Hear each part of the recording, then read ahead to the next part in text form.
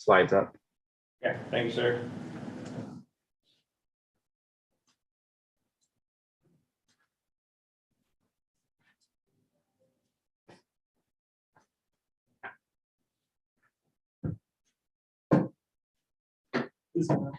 Yeah, share the slide. You have to fix the user. Live. Yeah.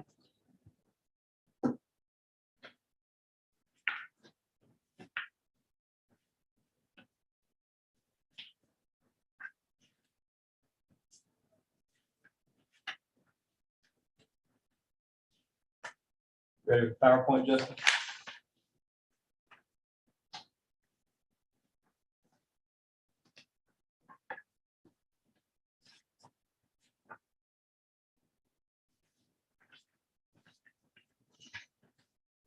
Justin?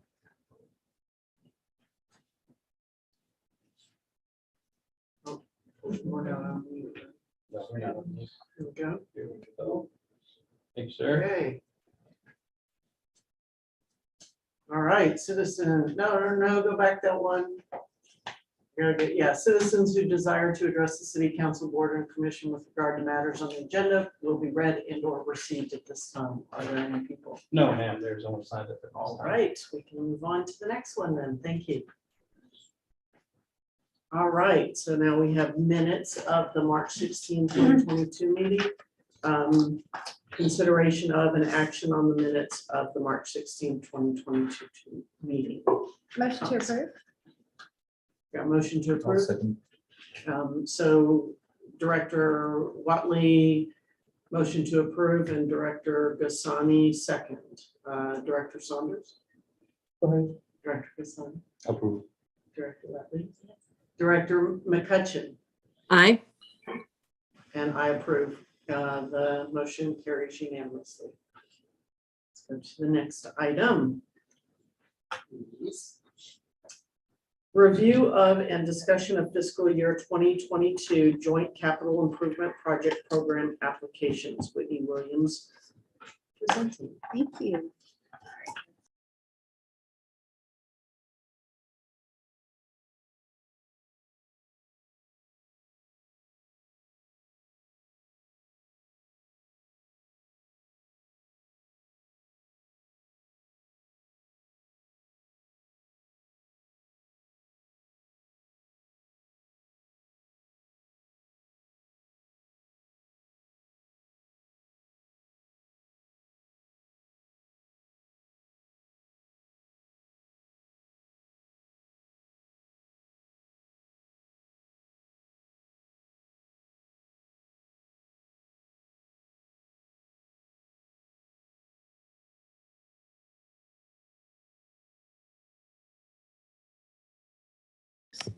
The Brazos room is muted. I can't hear you all.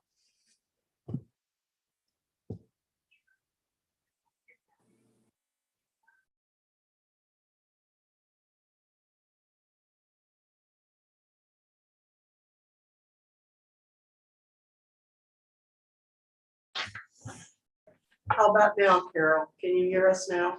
Yes, very good. Thank you. That helps. Yeah. So the deadline was then extended to March 31st in order to allow additional application submissions, as some of the originally submitted applications were ineligible. And for the first time in the program's history, we implemented an online application in addition to the PDF application.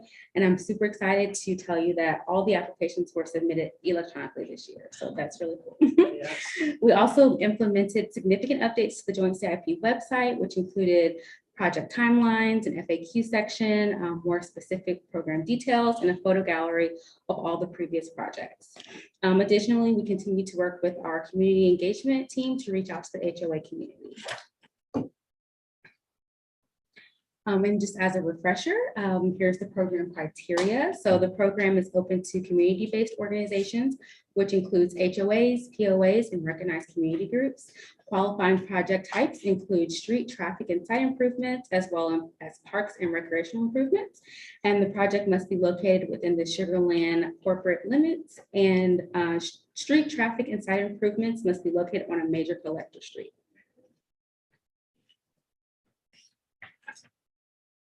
So for the fiscal year 2022, we received a total of 9 applications. 4 of those projects were deemed eligible by the Joint CIP Staff Committee with a total 4B request of $150,041.57. And if you look at your agenda item, this amount is about $5,000 less than what's stated there. We had one of our projects actually submit another proposal that was less than what they originally submitted. So we adjusted that price for that. And then 5 projects were deemed ineligible due to incompliance with the program criteria.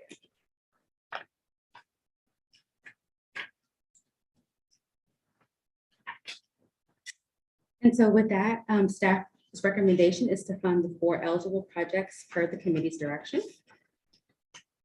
So now we'll review what the applications are, the exciting part. Okay, first we have Sugar Creek Home Association Entryway Landscaping. So as a result of the freeze last year, we received several landscaping projects that we're requesting to fund this year. So Sugar Creek Entryway Landscaping enhancements are located at Sugar Creek Boulevard and Highway 59. The total project cost is $57,279.25 with an SL4B request of $28,639.62.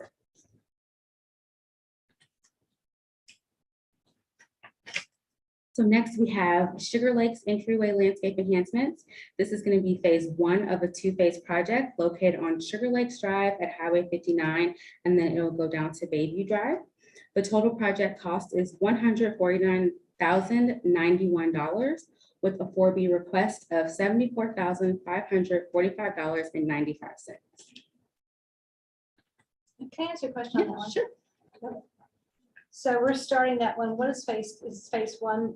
So there must be a phase 2? Yes, there's phase 2. It's going to be the rest of the street. So this goes down to Bayview Drive, and then the phase 2 will be the rest of that street. And that is considered a major Yes. versus, I mean, because I compare it and it's not, in my view, not quite the same as like Lexington. Lexington's a much further or a busier type one. This one's to me is more in the neighborhood. Right, and right. not- But I do know lots of people come down Yes. to turn on Bay to go up to Maine, so. Yes, yes. And part of the staff committee, we have Public Works who Mhm. go through each of the projects and confirm the project location. So we did confirm that it's a major project, so don't worry. All right. Next, we have new territory with entryway landscape enhancements at US 90 and Cunningham Creek. This project is actually for both sides of their entryway. So you'll see the 2 pictures there. And then the total project cost is $74,742.01 with a 4B request of $37,371.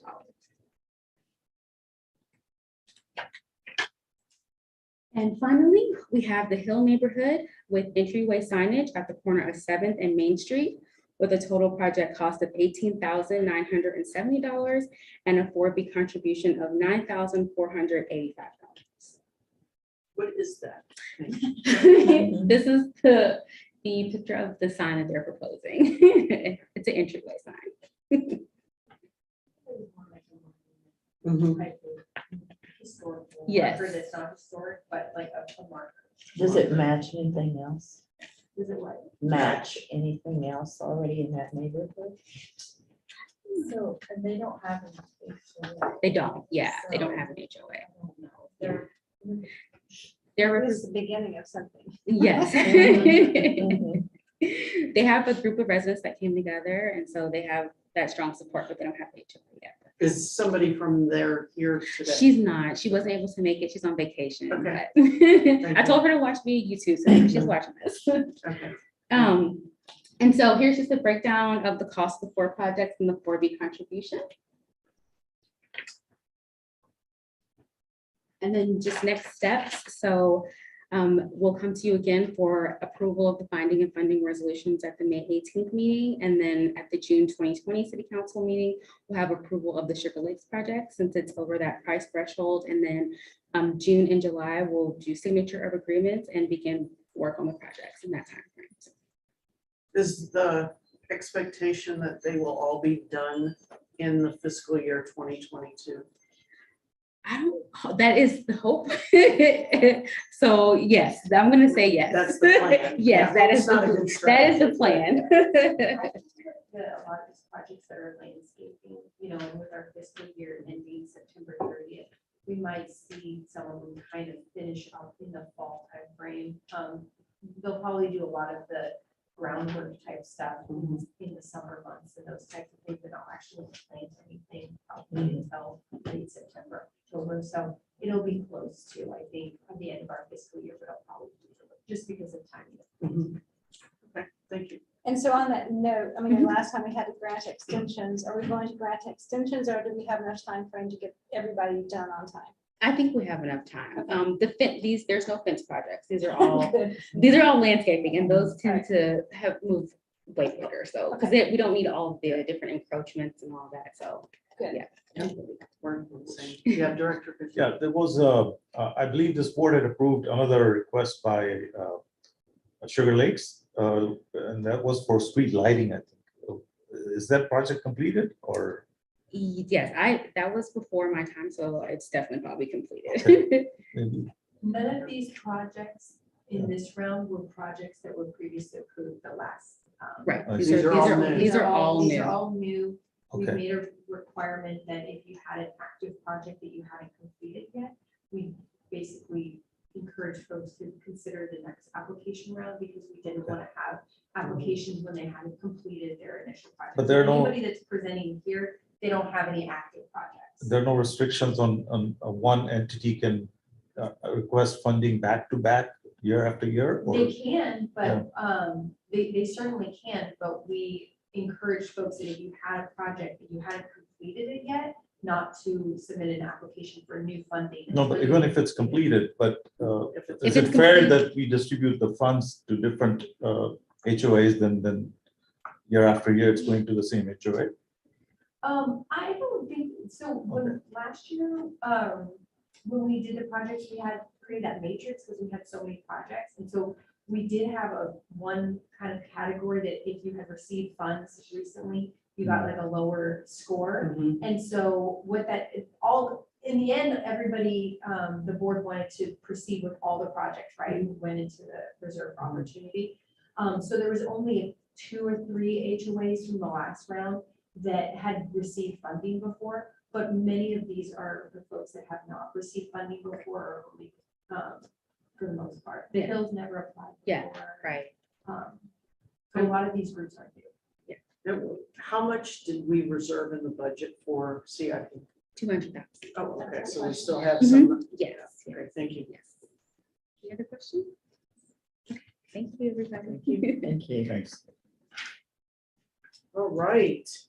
The next is review of and discussion on fiscal year 2022 first quarter report. Devin. I'll just move this to the.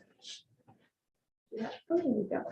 So you all have the quarter 1 report printed out in front of you. We have, like the annual report, been making changes of how we want to do our reporting differently. And John has done an exceptional job at all of this. So we're going to just bring snippets of the quarter report of really the highlights to all of you, and then have a more in-depth reporting in the annual report like you saw at the last meeting. So just some highlights from our quarter 1, which is October 1st through December 31st, is Alcredo had their phase 4 groundbreaking. So that is their 4th building that they are expanding in their Sugar Lane campus, and is really the full build out of all the land that they have there. But it's really exciting, and continuing to add new jobs, and almost $10 million in capital investment as part of that project. Our director, Elizabeth Huff, received the BizNow 2021 Rising Star. And you'll remember that she's embarrassed that we're still talking about it. You didn't bring it? But we did have a recognition for as part of the board meeting previously. But that was a very exciting recognition for her in leading this team. We also received the IEDC, the International Economic Development Council's Excellence in Economic Development Award for our Sweet Cash 2021 program as part of the All in for SLTX initiative. So that's our second award for Sweet Cash. We had received one from TEDC and now also received one from IEDC as well.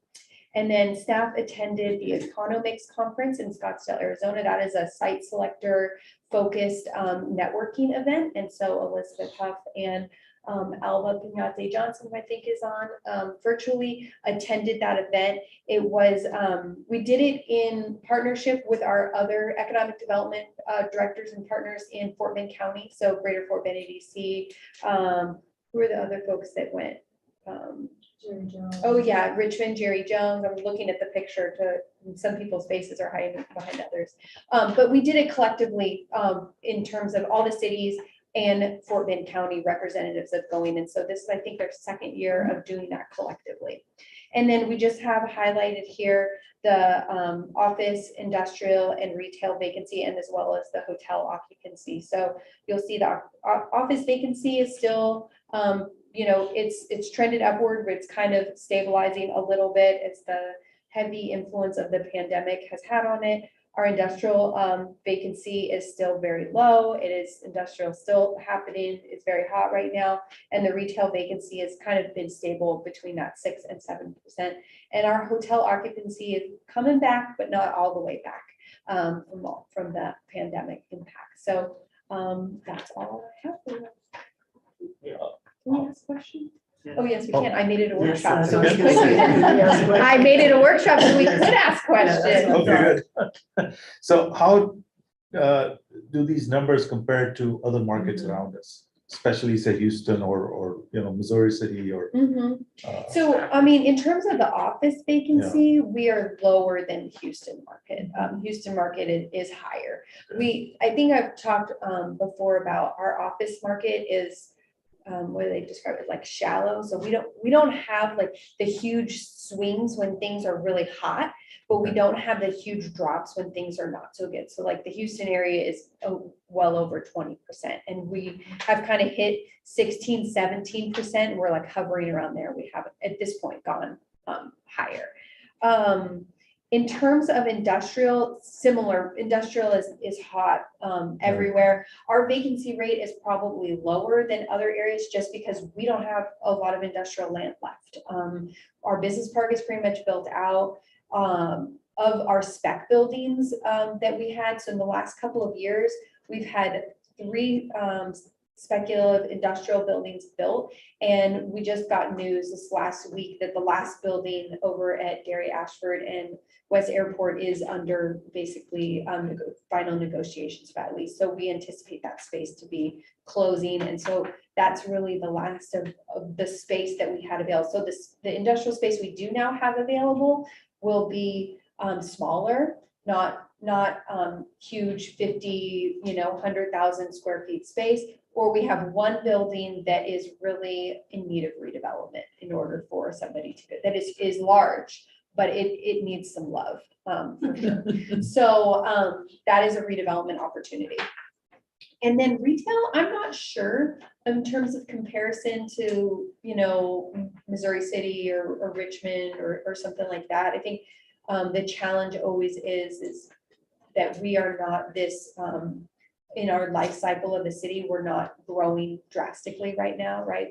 We have limited land, and so we always have to kind of take that into consideration. But it's something we can look at and bring back at the next meeting for sure. I have a question. So the conference, if you had to say top 2, 3 learnings, aha moments that you got from the conference. And it's been a little while. Yeah, it's been 4 months. I think the biggest thing that we continue to talk about, so our audience was site consultants that usually are kind of our like intermediary with our corporations that are either growing, expanding, Right. relocating, whatever it might be.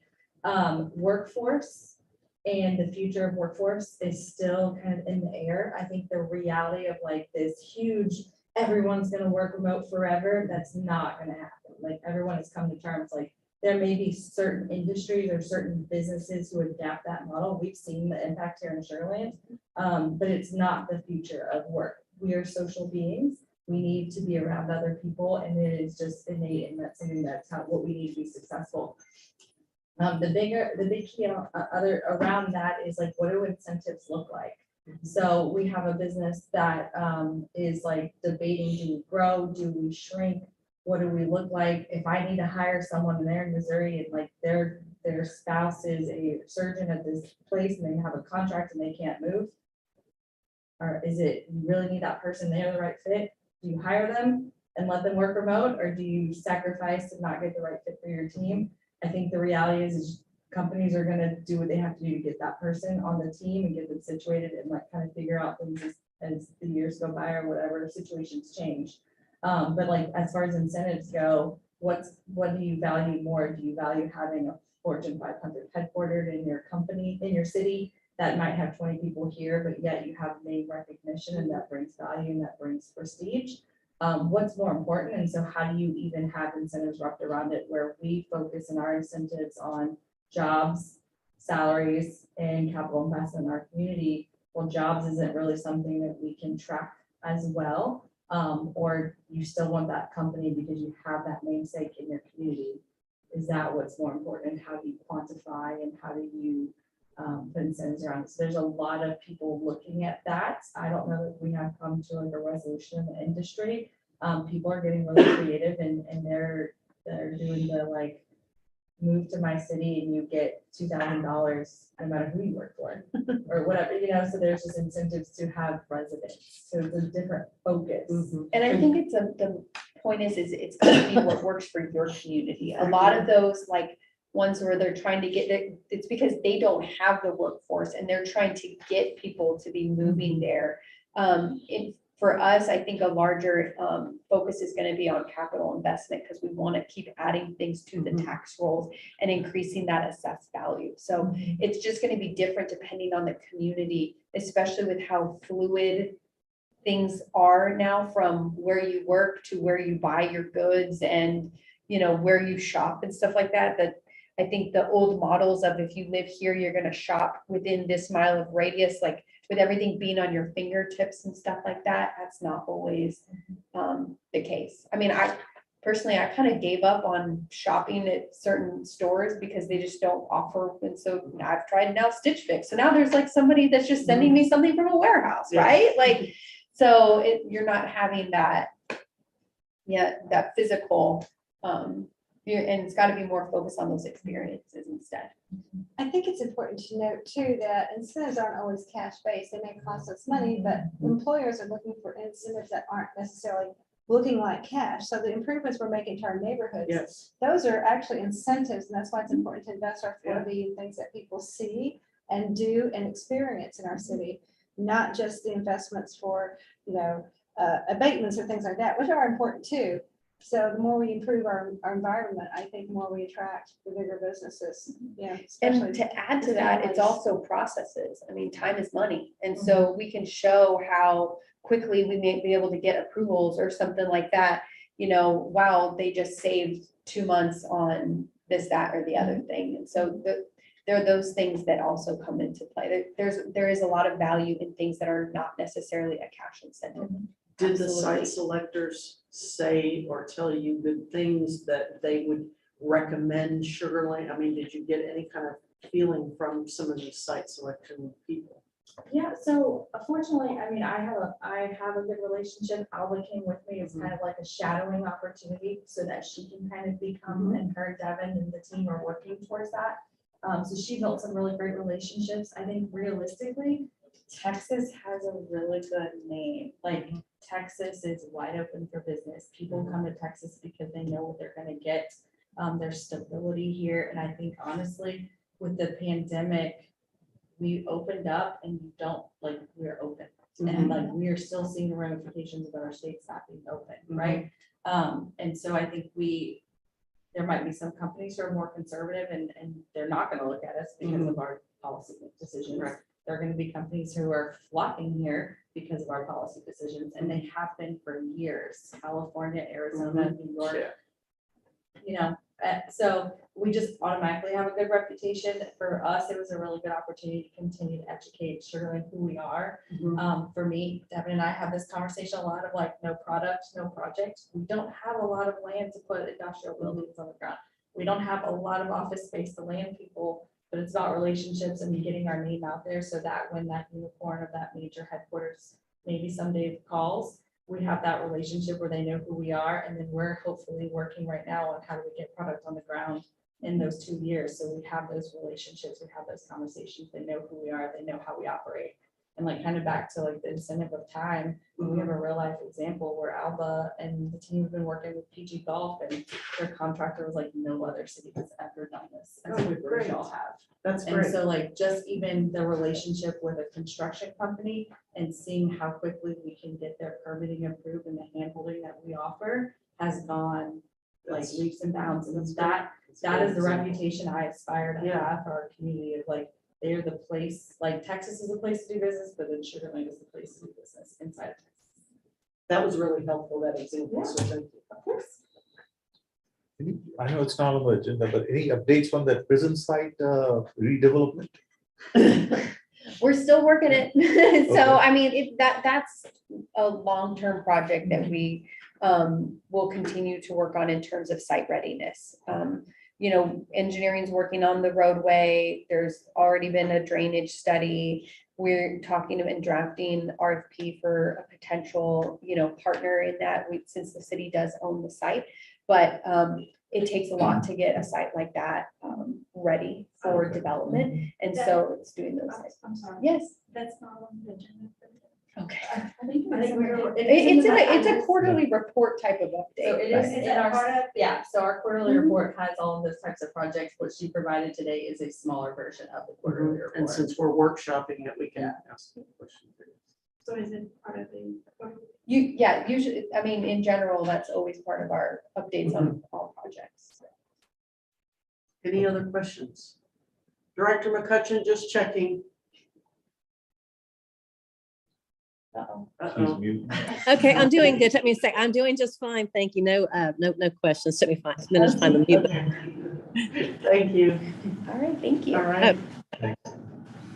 And then the next item is the director's report. All Elizabeth. right, I'm gonna just stand here if that's okay. Yes. So we don't have a slide this month, but wanted to let you know that our March e-newsletter that is titled Sugarland Spice Cowboys Rocket to New Heights as Houston Astros AAA affiliate recorded one of the highest opening rates.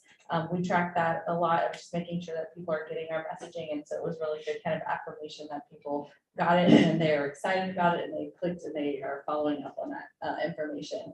The Space Cowboys content has also been well received on social media, with 2 of the top 3 best performing posts on Twitter being about Space Cowboys. Hopefully you have seen them on the news, you have seen like on the TV, all like it is everywhere, and we're so excited about them and their new announcement and new rebrand. And so if you have not gone to the game, please go out and support our team. Thank you to everyone who came out. It was a great opening day. We had fun. The weather tried to, you know, throw us a curveball, but we made it through it. But yeah, and then, you know, as always, I'm going to continue to ask y'all to follow us on LinkedIn and on Facebook and on Twitter and follow us and support us. And that's where we're pushing out like constant contact probably daily now. We've got a lot of great, exciting things happening. So follow us, share it. We are looking for a marketing coordinator, so you can share it on there as well. So that's all I've got. Thank you for your time. Great. Thank you. Do we have a motion? Motion to adjourn. Second. All right, we are I know, I adjourned. figured you would beat me, so that's We okay. are adjourned. Thank you, everyone. Thanks. Bye-bye.